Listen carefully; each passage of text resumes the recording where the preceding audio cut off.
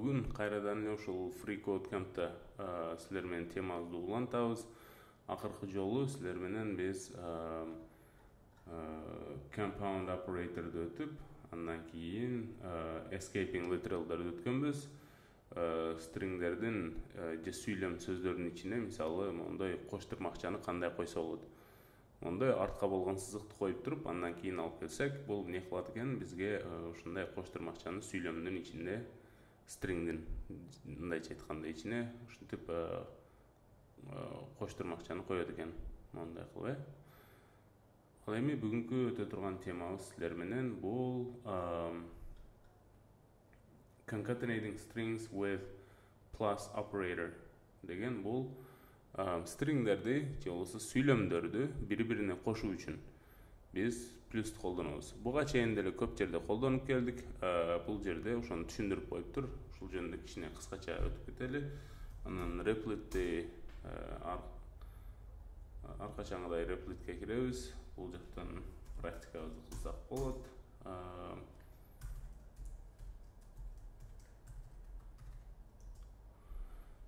Кыскасы бүгүн ушул стрингдин тегерегинде бир аз иш алып барабыз.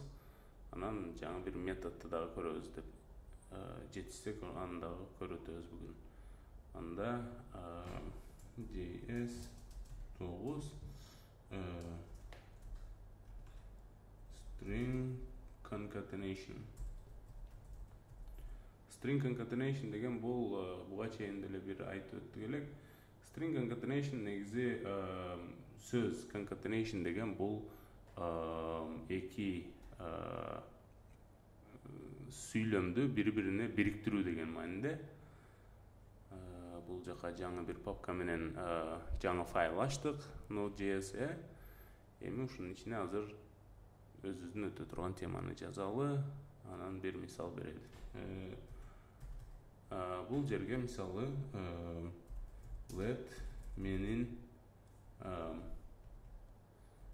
жөн эле атым дейин, мисалы Баха, анан let фамилиям Тажибаев. Анан бул жака бир сүйлөм жазабыз эми. Ушул жерде стрингдерди бири-бирине кандай кошконду көрсөк болот. Бул жака эмне дейли? Let мен жөнүндө деп туруп, мен менин атым деп туруп, анан мисалы бул жака плюс дейбиз дагы. Атым деп туруп, анан андан кийин кайра эле дагы бир коштурмакчаны ачып, мунун ичине жазып улап кетебиз. Фамилиям болсо деп туруп, анан фамилияны фамилиям деп туруп, анан кайра кошуп кетебиз. Мен Кыргызстандын тоолуу аймактарынан боломун деп туруп коштурмакчаны койсок, мына азыр эми ушуну силер менен бул жака чыгарганга аракет кылалы. Console checkit log мен жөнүндө деп туруп бул жака чыгаралы. Мына менин атым Баха, фамилиям болсо Тажибаев, мен Кыргызстандын тоолуу аймактарынан боломун деп чыгарды бул жака. Ал эми ушуну мисалы мунун пайдасы негизинен эле string concatenation, stringдерди же сүйлөмдөрдү бири-бирине эмнеге кошобуз. Мына ушундай учурларда өтө биз үчүн маанилүү болот.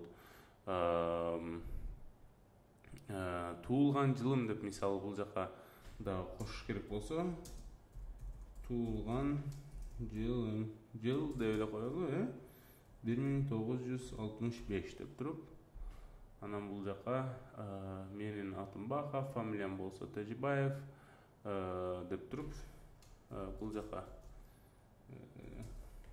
туулган жылым же болбосо мындай деле кылсак болот.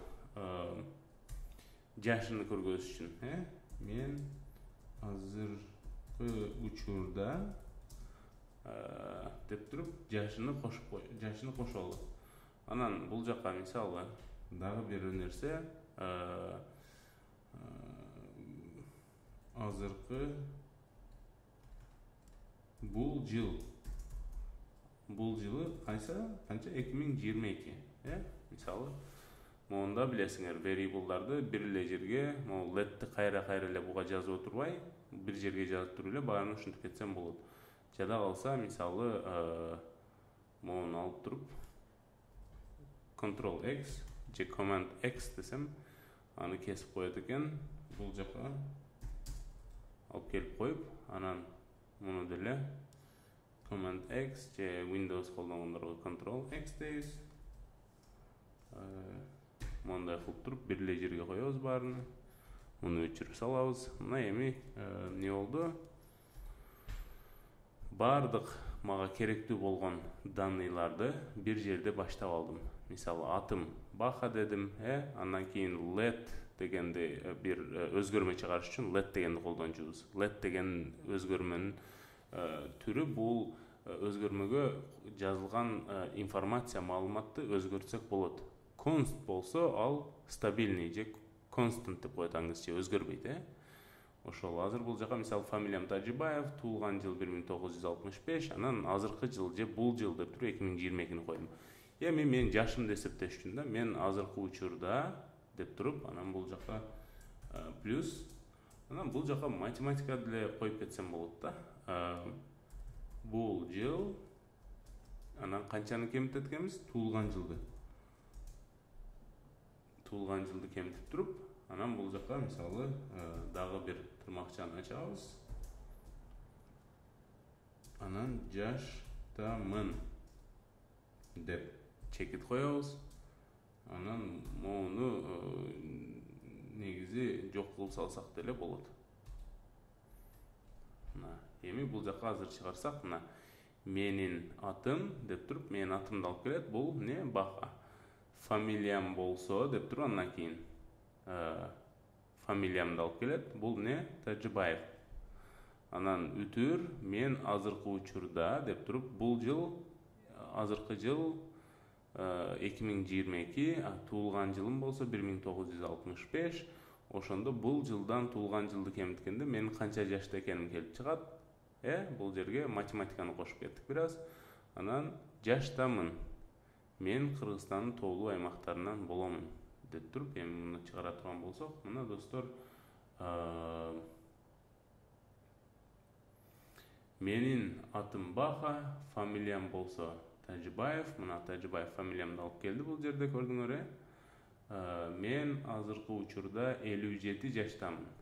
2022-ден 1965-ти чыгарсак 57 жаш болот экен. Мен Кыргызстандын тоолуу аймактарынан боломун. Мына. Эми мунун кандай пайдасы тиет деп ойлошуңар мүмкүн. Мисалы, бул мен жөнүндө информация болду. Ал эми башка бир адам келди бул жака, мисалы Толкунбек. Фамилиясы, мисалы Айдаров. Туулган жылы 1998 экен. Азыркы жыл мисалы бир жылдан кийин дейли, же азыркы жыл кала берсин ушул бойдон. Мына ушул эле информацияларды алмаштырсам, мына полностью бардык толугу менен контексттин ичиндеги маалыматтар алмашып калды. Мен баарын бирден жазып чыккандын кереги жок экен да. Мына эле информацияларды өзгөртсөм, маалыматтарды, булар бардыгы өзү бардык местасын таап, жайларын таап түшүп калат экен кайра өз ордуна. Не дейт? Менин атым Толкунбек, фамилиям болсо Айдаров, мен азыркы учурда 24 жаштамын, мен Кыргызстандын тоолуу аймактарынан боломун. Мына ушундай кылып, string concatenation'ы колдонот экенбиз достор. Эки стрингди бири-бирине кошуу. Андан кийинки plus менен кошобуз дейт. Constructing strings with variables, аны деле өттүк. Appending variables to strings дейт. Эми эки variable'ды бири-бирине кошуп кетсе болобу? Мисалы, бул жака const деп туруп, аты жөнү деп туруп бул жака мисалы могу атыны анан фамилиясын бириктирсек кандай болот? Атым кошуу фамилиям деп туруп анан муну бул жака чыгарсак экранга. Мына аты жөнү деп туруп толугу эмес деп болот. Аты жөнү деп туруп бул жака чыгарсак мына аты жөнү Толкунбек Айдаров деп чыгып атат. А бирок биз ортосуна мисалы экөөнү бөлөбүз да эми Толкунбек Айдаров деп бириктирип салбаш үчүн эмне кылсак болот экен? Бул жерге дагы бир плюсту коюп туруп ортосуна боштукту коюп койсок, мына эми азыр Толкунбек деп туруп ортосуна мына боштук келип Айдаров деп чыгат экен бул жака. Мына достор, Толкунбек, анан ортосуна бир боштук койдук. Мына бул жерде ошол Айдаров деп чыкты бул жака. Бул ушул эки өзгөрмөнү бири-бирине кошкондо эмне болот дейт стрингде мисалы. Ал эми дагы бир нерсени айтып өтөйүн бул жерде достор. Мисалы стринг менен же сүйлөм менен сан. Бул азыр бул сан экен 1998 бул могу стринг, бул сүйлөм.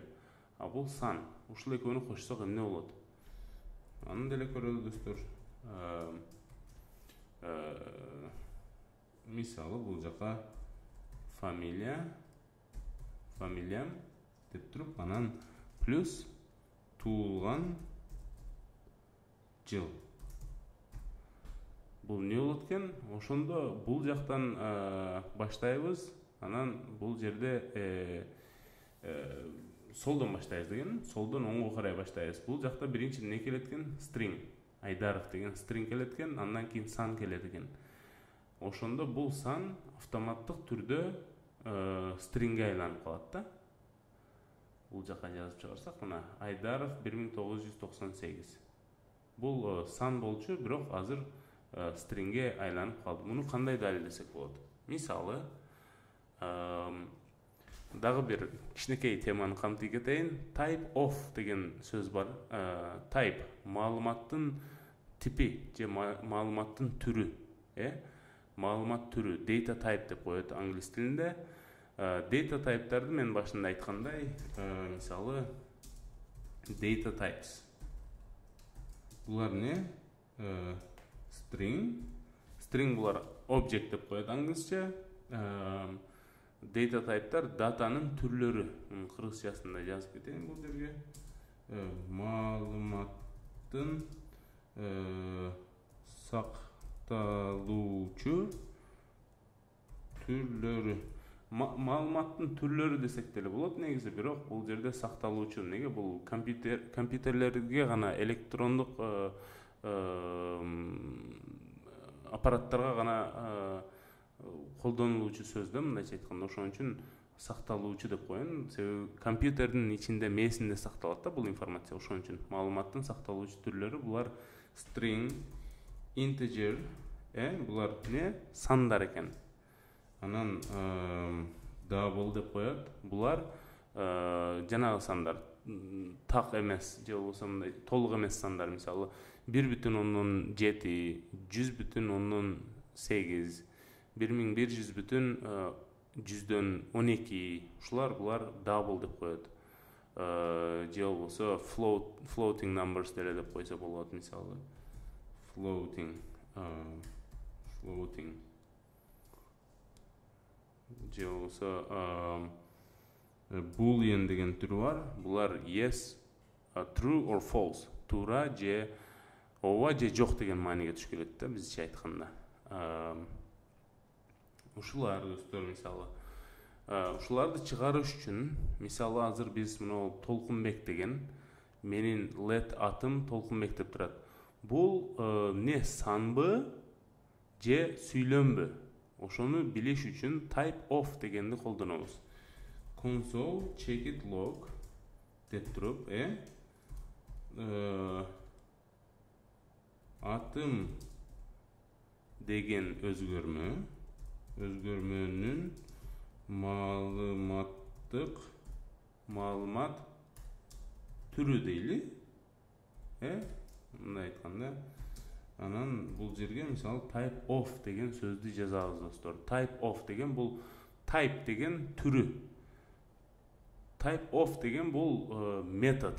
Мындайча айтканда, муну да карап көрөлү. Type of десек чыгат экен, мына JavaScript'тин документациясы бар бул жакта.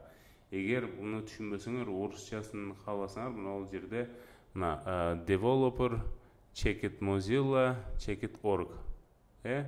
Ушуну мисалы бул жерден ru деп туруп, анан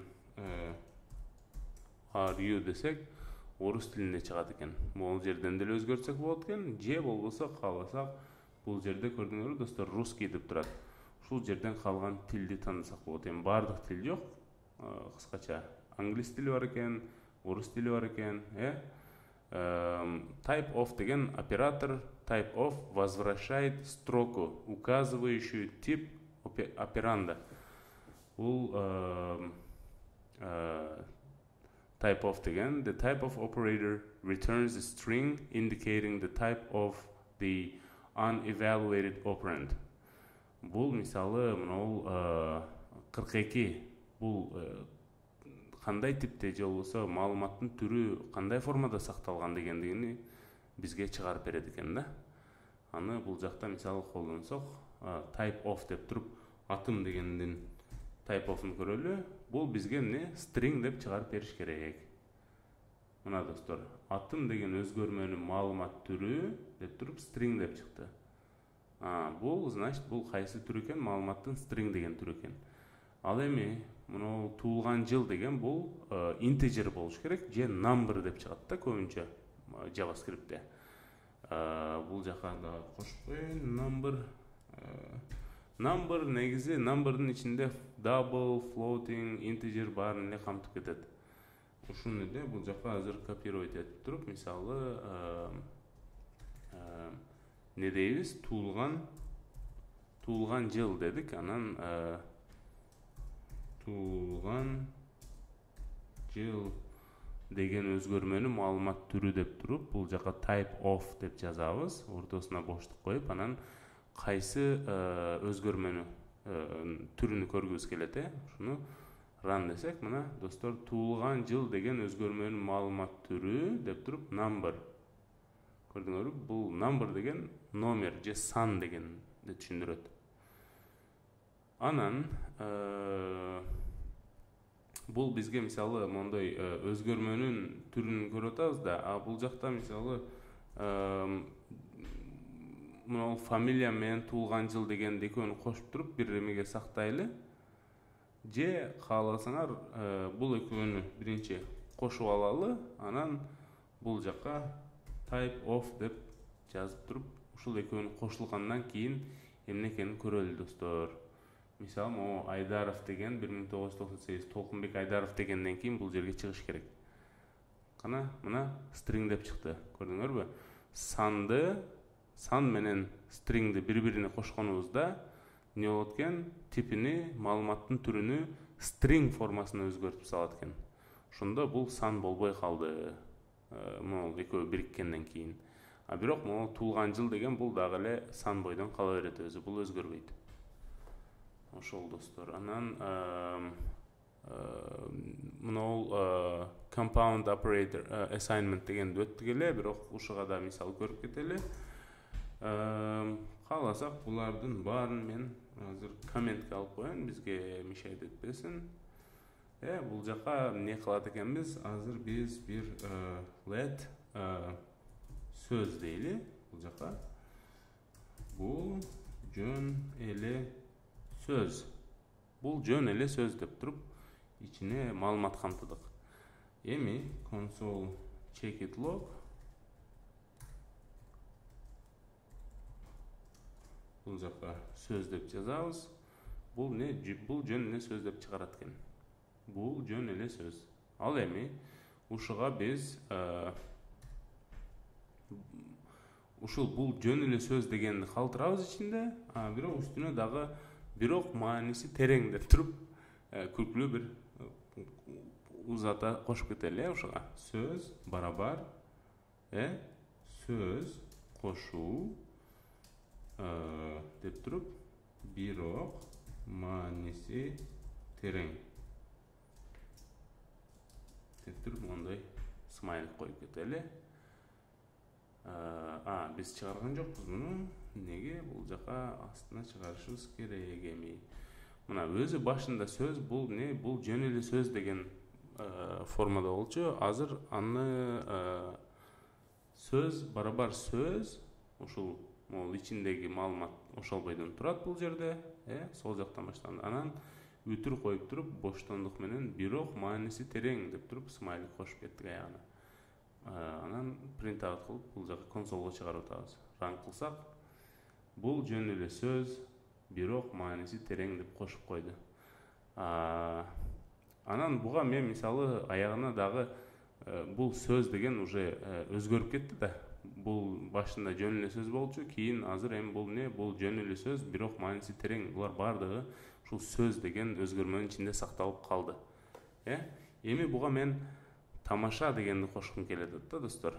Ошону кандай кошом? Мисалы, оны алып туруп, копировать этейин ал жактан. Бул жака чөз. Мына. Бул жөн эле сөз, бирок мааниси терең деп туруп смайликти койдум мен. Анан тамаша достор деп кошкум келет мисалы, ушунун аягына. Аны мындай эле жөнөкөй монтип кошуп койсом болот. Же compound assignment дегенди колдонуп, буга чейинки өткөн темабыз. Ошол түрдө дагы кошсом болот экен. Ал кандай болот? Сөз плюс барабар деп туруп, анан ичине не? Тамаша достор. Мондай кылып кошуп койсом болот экен. Бул жерде бул мына сөз плюс барабар деген эмнеге окшош экен? Бул сөз барабар сөз кошуу, анан могу тамаша достор деп туруп илеп белги койдук экен. Бул экөө оп окшош. Сөз барабар сөз кошуу, тамаша достор деген менен сөз плюс барабар деп туруп, анан тамаша достор экөө оп окшош. Эми бул жерде боштук кылып коелу. Эми бул жака чыгарабыз. Console, check it log. Анан сөз деп чыгарсак, ран кыла турган болсок не? Мына бул жөн эле сөз болчу эң башында. Андан кийин бул жөн эле сөз, бирок мааниси терең дедик. Андан кийин бул жөн эле сөз, бирок мааниси терең, тамаша достор дегенди кошуп койдук. Мына ушуну менен бүгүнкү үйрөнгөн темаларыбыздын бири бул дагы бир бул жака айтып кетейин. Type of чыгарып көрөлү, Сөздүн type of не экен? Не деп ойлойсуңар достор? Бул string болсо, андан кийин stringден кийин бул сөзгө, бул өзгөрмөгө эмнени кошсок деле stringге өзгөртүп салат да. Ошон үчүн сөздү type of деп туруп карасак, бул маалыматтын түрү дегенди карасак, string деп чыгат экен. Маалымат түрү, түрү string. Аны көрөлү бул жактан. Мына достор, string деп чыкты. Ошол достор, бүгүнкү тема ушул менен дагы бир мисал берип кетсем жакшы болот эле негизи. Муну деле анан дагы өзүңөр бир аз практика кылып окуп көрсөңөр дагы жакшы болот. Stringди бири-бирине кошконду үйрөндүк. Ал эми find the length of a string. Бул өтө кызыктуу тема. Жана ошондой эле өтө көп колдонулат программистикада. Бул не? Find the length of a string. Stringдин узундугун тап дейт. Сүйлөмдүн узундугун же узундугу дегенде мен түз маанинде которуп атам. Мунун ичинде канча тамга же боштондук же эмне болсо, мына кош турмакчанын ичинде эмне болсо, булар бардыгын не деп коет экенбиз? Англис тилинде characters деп коебуз. Character деген булар ошол белгилер же болбосо сөз же мына тамга же сан же боштук эмне ичинде могу коштурмакчанын ичинде келе турган болсо булар бардыгы character деп коет англис тилинде.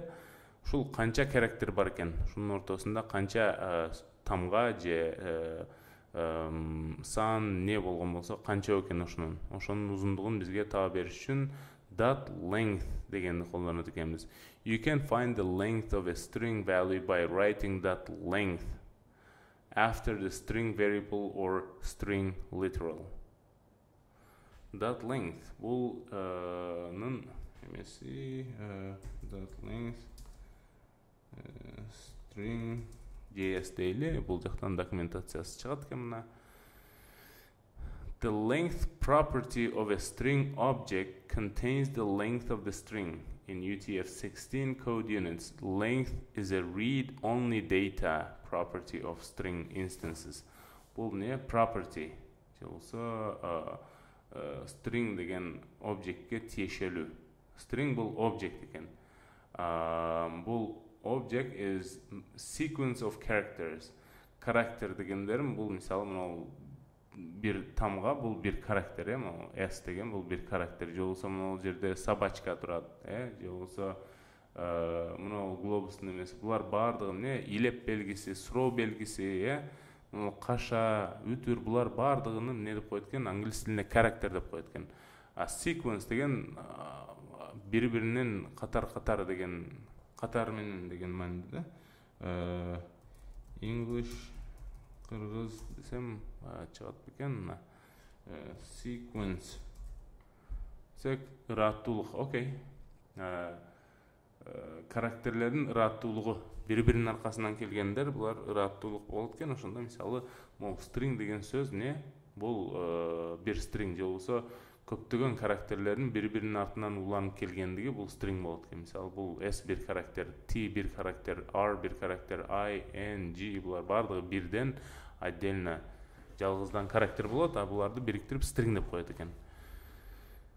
Мына достор, ошентип check it length деген бул length деген сөз түзмө-түз которгондо узундук деген мааниге келет. Англис тилинен кыргыз тилине length узундугу, сөздүн же сүйлөмдүн узундугуну табыш үчүн dot length дегенди колдонобуз. Мына бул жактан силер менен бир мисалды көрөлү. Мына азыр менин оңоюраак, азыраак, айылым дейли, бул жака не аккан деген айылдан болом. Ушул жакты колдонолду бул жака. Айылым деген мына сүйлөмдүн, stringдин ичинде канча character бар экенин табыш үчүн биз console check it log деп туруп айылым dot length. Айылым check it length узундугу деген колдонсок, мисалы бул жака жазайын.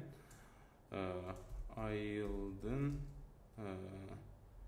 атынын узундугу деп туруп бул жака мындай коюп кетсек, мына азыр жүргүзсөк, бул жака мына айылдын атынын узундугу 5.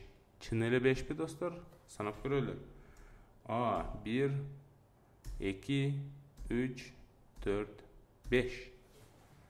Мына бул бир өзгөрмөнүн ичиндеги сакталган stringдин узундугун канча экенин табыш үчүн dot length дегенди колдонобуз. Бул эгер сандарга болобу, болбойбу? Ошондо көрөлү. Const жаш 5 жашта дейли. Console check it log деп туруп жаш check it length. Бул не болот экен? Астында эме чыгып атат. Property length doesn't exist on type 5. Length дегенди сандарда колдонсок болбойт дегендей мааниде чыкты. Бул жакка чыгарсак мына undefined. Бул не? Мааниси жок деген мааниде келди. Ошол бул сандарга болбойт экен. Ошол достор. Анан муну мисалы console check it log деп туруп мондой деле колдонсок болот. Мисалы мен программалоону жакшы көрөмүн деп туруп, мунун сыртына check it length. Мындай кылсак деле болор экен. Эми бул не 33? Чында эле 33 бу? Эсептеп көрө калсаңар. 1 2 3 4 5 6 7 8 9 10 11 12 13 14 15 16 17 18 19 боштукту дагы эсептеп атабыз. 20 21 22 23 24 25 26 27 28 29 30 31 32 33. Окей, 33 экен. А мен илеп белгисин койсомчу. Азыр 33 болуп турат. Илеп белгисин эсептейби? А мен бул жака тырмакчаны коюп кетсемчи. Мындай кылып. Тырмакчаны мындай койсок болбойт, достор. Escape sequence деген бар, качып колдонсок болот экен мындай кылып. Мына эми бул мынол тырмакчаларды дагы эсептеп, бизге мынол боштондукту дагы эсептеп, боштукту. Анан илеп белгисин да эсептейт. Эми ран кыла турган болсок, мына 36 деп атат. Неге? Эки тырмакчаны кошту, анан илеп белгисин кошту. Ага чейин 33 болчу, мына 36. Ушул 3 карактерди кошту. Мынол escape sequence, муну биз тырмакчаны сүйлөмдүн ичине киргизүү үчүн колдонгондуктан, муну эсептебейт экен. Окей, достор? Мына азыр мунун length дегенди бул жактан алып сала турган болсом, биз мен деп туруп тырмакчалардын ичинде программалоону жакшы көрөмүн илеп белги. Мен программалоону жакшы көрөмүн. Ошол, достор. Мына эми силерге тапшырма болсун. Өз алдыңарча ушундай бир чоң текст жазгыла кааласаңар, китептен бир параграфты алып туруп жазып туруп, ошонун ичинде мисалы бүгүнкү өткөн темаларды мондой стрингдерди, сүйлөмдөрдү бири-бирине кошконду, анан алардын ичине мисалы мондой не колдондук биз? Өзгөрмөлөрдүн ичинде маалымат сакталып атат. Ушуларды ичине кошкула, камтыгыла, анан мондой escape sequence колдонгонду үйрөнгүлө. Сүйлөмдүн ичине коштурмакчаны кантип кошуп кетсем болот дегенди. Мына артка болгон сызыкчаны койсоңор эле, ар бир колдонулганын алдына. Бул коштурмакчаны сүйлөмдүн ичине кошуп кетет экен. Анан эң дагы бир үйрөнгөн эки property'лердин бири булар type of. Type of деген бул маалыматтын кандай түр экенин бизге көргөзөт, санбы же сөзбү, string же маалыматтардын түрлөрүн бул жака жазып өттүк элек. Мына маалыматтардын түрлөрү бизде string, integer, number, double, floating, boolean ушулар бар экен. Booleanга дагы келебиз, достор, буюрса. Буюрса аз калды, booleanды дагы көрөбүз. Анан мынау сүйлөмдү кошкондогу мынау compound assignment дегенди дагы практика кылгыла. Бул мынауга барабар экен, Анан дагы эмне? Мынау dot length, check it length, узундугу дегенди. Бул жакка кичине жазып коеюн. Dot length бул сүйлөмдүн узундугун чыгарып берет. Эми бир суроо силерге. Мисалы бул айылым деген бизге канча 5 дегенди берди. Же болбосо мынау аягына check it length десек бул 36 деп атат, сан чыгарып атат да. А бул муну кандай пайдалансак болот экен мисалы? Ушуну көрбөйлүбү, достор? Мисалы мынау бул жака console check it log деп өчүрүп туруп, муну койбосок деле болот. Мына мисалы муну const сүйлөм узундугу. Бул не болот экен эми? Мисалы const деп туруп бир өзгөрмө чыгардык. Сүйлөм узундугу деп туруп, анан могул бир сүйлөм бар. Анан аягында check it length десек, бул бизге эмне берет экен? Көрөлү. Console check it log деп туруп, анан сүйлөм, муну копируйт этип алып келем, достор. Бул жака сүйлөм узундугу десем, не чыгат экен? Мына 36 чыгып атат кайра эле. Көрдүңөрбү, достор? Бул азыр сүйлөм узундугу деген өзгөрмө. Ушул сүйлөмдүн узундугуну ичине сан катары сактап калды. Муну кааласаңар санбы же stringби? Number же string? Кайсы экенин көрүш үчүн не type of дегенди колдонсок, бул жака бул азыр 36-нын ордуна number деп чыгат. Мына көрдүңөр, number экен. Бул деген не экен достор? Ушул сүйлөм узундугу деген сөздү биз колдонуп, математикаларга деле колдонуп кетсек болот экен. Console check it log деп тур, мисалы. Сүйлөм узундугу, мына сүйлөм узундугу ичинде 36 бар азыр. Муну математика кылып көбөйтүп 2 деп коелу. 36-ны 2-ге көбөйтсөк эмне чыгыш керек? 72. 72 көрөлү, могу number деген астына 72 деп чыгыш керек. Мына достор көрдүңөрбү? Бул length деген, check it length, бул ар дайым бизге санды чыгарып берет экен, сүйлөмдүн узундугуну чыгарып берет экен. Ошол бүгүнкү тема аябай кызыктуу болду окшойт. Практика кылгыла достор. Күн сайын канчалык практика кылсаңар, ошончолук бат үйрөнөсүңөр. Бизге аябай кызыктуу темалар келатат, буюрса, мындан кийин дагы. Мына темалар аябай көп, өзүңөр көргөндөй. Ошон үчүн JavaScript муну менен эле бүтүп калбайт. Булар биринчи базовый эң жөнөкөй темалары, андан кийин аябай да кызыктуу темалар келет. Макул достор.